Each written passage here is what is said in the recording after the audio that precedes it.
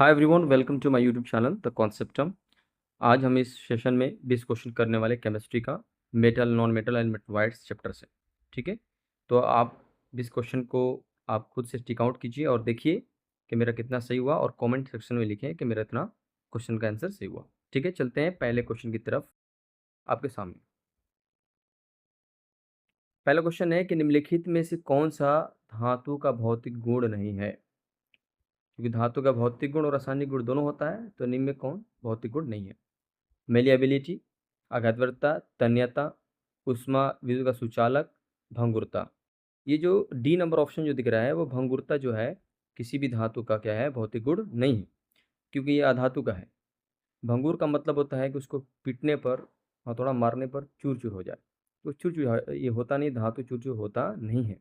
Question number 2 की तरफ यानी आंसर हमारा क्या होगा, डी ऑप्शन सही है। अब क्वेश्चन नंबर 2 की तरफ चलते हैं। किस अधातु में चमक होती है, किस धातु में चमक होती है। सल्फर में, कार्बन के अंदर यानी ग्रेफाइट को छोड़कर, है ना, आयोडीन में, ऑक्सीजन में, किस अधातु में चमक होती है। तो आयोडीन एक ऐसा धातु है जिसमें चमक पाई जाती है, यानी धातु होते हुए भी ये चमकीला होता है। ठीक है, क्वेश्चन नंबर 3 की तरफ बढ़ते हैं। क्वेश्चन नंबर 3 बोलता है निम्नलिखित में कौन सी धातु कमरे के तापमान पर तरल अवस्था में पाई जाती है। ठीक है जी, कहने का मतलब ये हुआ कि कौन सी धातु है जो द्रव अवस्था में पाया जाता है। पहली बात कि धातु प्रायः ठोस होते हैं। क्या होता है जी, ठोस। लेकिन एक ऐसा धातु है जो हमारा क्या होता है, वो द्रव अवस्था में पाया जाता है। तो ऑब्वियस सी बात है, आप लोगों को जानकारी होगा, मरकरी जो है, पारा जो है हमारा, ऐसा धातु है जो द्रव अवस्था में पाया जाता है। क्वेश्चन नंबर 4 की तरफ बढ़ते हैं। क्वेश्चन नंबर 4 पढ़िए कि कौन सी अधातु कमरे के तापमान पर तरल अवस्था में पाई जाती है। रूम टेम्परेचर पे कौन सी जो अधातु है जो द्रव अवस्था में पाई जाएगी। तो obvious सी बात है, क्लोरीन नहीं पाई जाएगी, आयोडीन नहीं पाई जाएगी, ब्रोमीन जो है वो पाया जाएगा। यानी ब्रोमीन एक ऐसा धातु है जो अपने रूम टेम्परेचर पर क्या पाया जाता है, तरल अवस्था में पाया जाता है, लिक्विड में पाया जाता है, फ्लूइड में पाया जाता है। क्वेश्चन नंबर 5 की तरफ बढ़ते हैं। क्वेश्चन नंबर 5 कहता है कि सबसे अधिक तन्य यानी मोस्ट डक्टाइल धातु कौन सी है जिसका उपयोग पतले तार बनाने में किया जाता है। सबसे मोर डक्टाइल जो है हमारा जो है सोना होता है। क्या होता है जी, सोना। क्योंकि हम जानते हैं कि 1 ग्राम सोना से 2 किलोमीटर वायर बनाया जा सकता है। यानी सबसे डक्टाइल जो होगा वो मेरा सोना होगा। यानी जो ऑप्शन हमारा है सी नंबर इज करेक्ट, यानी गोल्ड जो है वो हमारा सबसे बेस्ट होगा। ओके, क्वेश्चन नंबर 6 की तरफ पढ़ते हैं।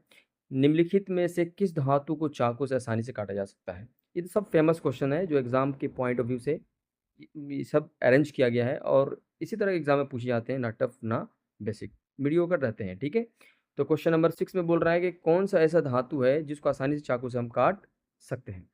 तो बताइए, ऑब्वियस सी बात है कि आपने सोच लिया होगा, सोडियम एक ऐसा हमारा क्या है धातु है जिसको हम आसानी से क्या कर सकते हैं, चाकू से काट सकते हैं। क्वेश्चन नंबर 7 की तरफ बढ़ते हैं। वह प्रक्रिया वह प्रक्रिया क्या कहलाती है जिसमें धातु को पीट कर पतली चादर में बदला जा सकता है। ये वो एक प्रक्रिया है जिस धातु को पीट कर पतली से पतली चादर बना सकते हैं, तो उसको क्या कहते हैं। क्या तन्यता कहते हैं, तो नहीं। भंगुरता कहते हैं, तो नहीं। आघातवर्धता, याद रखिएगा, मेलिएबिलिटी कहते हैं। ये हमारा आंसर क्या होगा, हमारा आंसर जो होगा C number is C option is correct. ठीक है, आघातवर्धनीयता कहलाती है, मेलिएबिलिटी कहलाती है। क्लियर है। अब बात करते हैं आगे क्वेश्चन नंबर 8 की तरफ। कह रहा है क्वेश्चन नंबर 8 के धातुओं में या धातुओं के जो ऑक्साइड सामान्यतः किस प्राकृतिक होते हैं। जो हमारे धातु को ऑक्साइड होते हैं, जैसे मान लीजिए कैल्शियम ऑक्साइड हो गया, मैग्नीशियम ऑक्साइड हो गया, जो धातु ऑक्साइड होते हैं वो किस प्रकार के होते हैं, किस नेचर का होता है। क्या अम्लीय होता है, कि क्षारीय होता है, कि उदासीन होता है, किस प्रकार का होता है। तो आप डेफिनेटली आपने देखा होगा कि याद रखिएगा, धातु का जो ऑक्साइड होता है उसकी प्रकृति जो होता है हमारी क्षारीय होती है। कैसी होती है जी, क्षारीय होती है। कैसे होगी, क्षारीय। ना उदासीन होगी, ना अम्लीय होगी, बल्कि क्या होगी, क्षारीय होगी, है ना।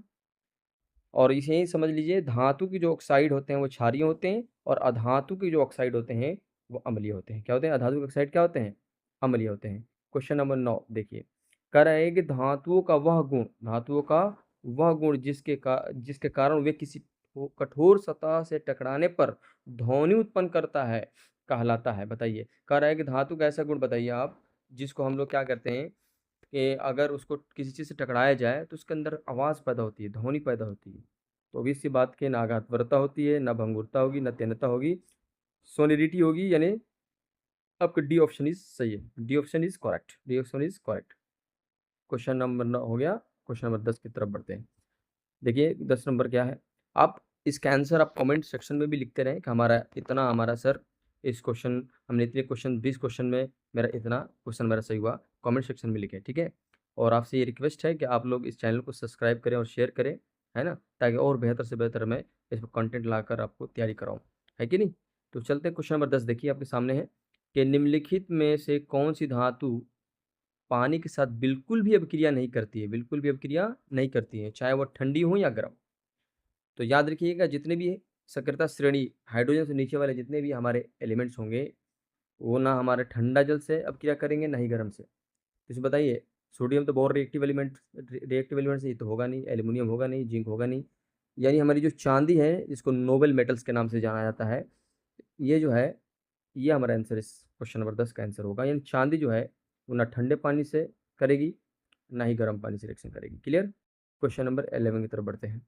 वे धातु ऑक्साइड, कह रहा है वे धातु ऑक्साइड, मेटल ऑक्साइड मेटल और ऑक्सीजन के साथ बना होगा, जो अम्ल और क्षार दोनों से अभिक्रिया करके लवण और जल बनाते हैं, उनको क्या कहते हैं। यानी धातु का ऐसे ऑक्साइड बताइए जो अम्ल से भी अभिक्रिया कर कर लवण और जल बनाएंगे, और वो क्षार से भी अभिक्रिया करके लवण और जल बनाएंगे। तो ऐसे ऑक्साइड को उभयधर्मी ऑक्साइड कहा जाता है, एम्फोटेरिक ऑक्साइड कहा जाता है। जैसे एग्जांपल में लिख देता हूँ मैं, जैसे Al2O3, एल्यूमिनियम ऑक्साइड एक तरह का क्या है हमारा, एम्फोटेरिक ऑक्साइड है, एम्फोटेरिक ऑक्साइड है, यानी उभयधर्मी ऑक्साइड है। यानी इसका answer D is correct, D is correct. Question number 12 की तरफ चलते हैं। सबसे अधिक अभिक्रियाशील धातु कौन सी है, सबसे अधिक अभिक्रियाशील धातु कौन सी है, ठीक है। तो देखिए, सोडियम, पोटेशियम, कैल्शियम, मैग्नीशियम। सबसे अधिक अभिक्रियाशील धातु जो है वो पोटेशियम है। क्या जी, पोटेशियम है। स्ट्रेट फॉरवर्ड सारे क्वेश्चन हैं, वन लीनियर, सब क्वेश्चन आसानी से बन जाएंगे। क्वेश्चन नंबर 13 देखिए, निम्नलिखित में कौन सा एक उपधातु है, कार्बन है कि सिलिकॉन है कि तांबा है कि हीलियम है। तो भी इससे बात की, सिलिकॉन जो है हमारा एक उपधातु है। उपधातु की संख्या 7 होती है। क्या होती है जी, उपधातु की संख्या 7 होती है। और सिलिकॉन और जर्मेनियम ऐसे उपधातु हैं जिनका उपयोग हम सेमीकंडक्टर डिवाइस बनाने में करते हैं, ठीक है। क्वेश्चन नंबर 14 की तरफ चलते हैं। क्वेश्चन नंबर 14 क्या कहता है कि आयनिक यौगिक, आयनिक कंपाउंड्स के संबंध में कौन सा कथन असत्य है। याद रखिएगा, असत्य बोला है, सत्य नहीं बोलेगा। क्वेश्चन में याद रखिएगा, बहुत सारा जब क्वेश्चन आप करेंगे, सत्य आप दिमाग में रहेगा, असत्य लिखा रहेगा, आपको गलत टिक आउट करके आएंगे, इसलिए क्वेश्चन को सावधानी से पढ़ेंगे। असत्य है, इसका गलनांक उच्च होता है आयनिक यौगिक का, ये तो भाई सही है, होता है।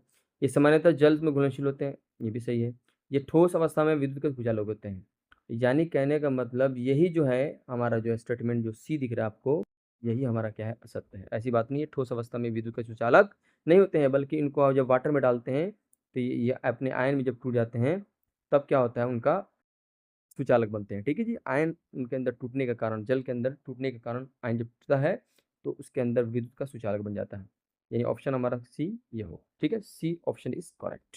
क्वेश्चन नंबर 15, करेक्ट है कि खाद्य पदार्थों, खाने वाले पदार्थों पैक करने के एल्यूमिनियम फॉइल का उपयोग किया जाता है। आपने देखा होगा कि बहुत सारा जब रेस्टोरेंट में जाएंगे तो खाने में एल्यूमिनियम का फॉइल, उसको पैकिंग में यूज़ किया जाता है।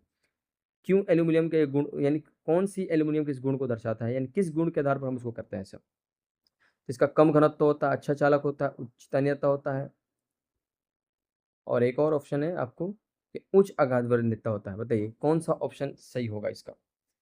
कम घनत्व होगा, अच्छा चालक होगा, चालक से कोई मतलब ही नहीं है, उच्च तन्यता होगा, डेंसिटी मतलब ही नहीं है, और उच्च आघात वरीयता होता है।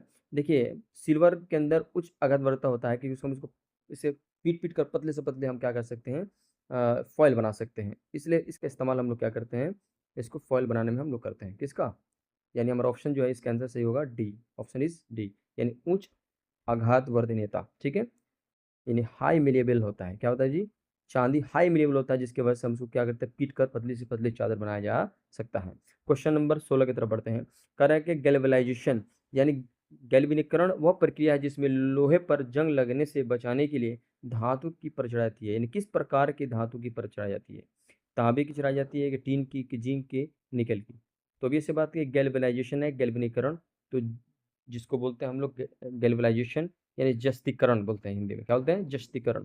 यानी जस्ता मतलब होता है जिंक से रिलेटेड है, यानी जिंक ही हमारा ऑप्शन जो है सही होगा, सी इज करेक्ट। यानी जिंक धातु का हम लोग क्या करते हैं, लोहे पर अगर हम क्या करते हैं जंग से बचाने के लिए उसका करते हैं तो उसको बोलते हैं गैल्वेनीकरण या जस्तीकरण बोलते हैं। ठीक है, क्वेश्चन नंबर 17 की तरफ चलते हैं। एनोडाइजिंग क्या है? क्वेश्चन नंबर 17 क्या कह रहा है जी? एनोडाइजिंग क्या है? एनोडाइजिंग क्या है? तो एनोडाइजिंग क्या होता है कि लोहे पर टीन की परत चढ़ाना।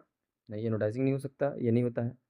तांबे की सतह पर ऑक्साइड की परत चढ़ाना, एल्युमिनियम की सतह पर मोटी ऑक्साइड की परत चढ़ाना, परत बनाने की प्रक्रिया ही एनोडाइजिंग कहलाती है। यानी हमारा जो ऑप्शन सी है वो हमारा क्या करेक्ट होगा। यानी एल्युमिनियम की सतह पर ऑक्साइड की मोटी परत चढ़ाना की प्रक्रिया ही क्या कहलाती है? हमारा क्या कहलाती है? एनोडाइजिंग। क्या कहलाती है? एनोडाइजिंग प्रोसेस कहलाती है।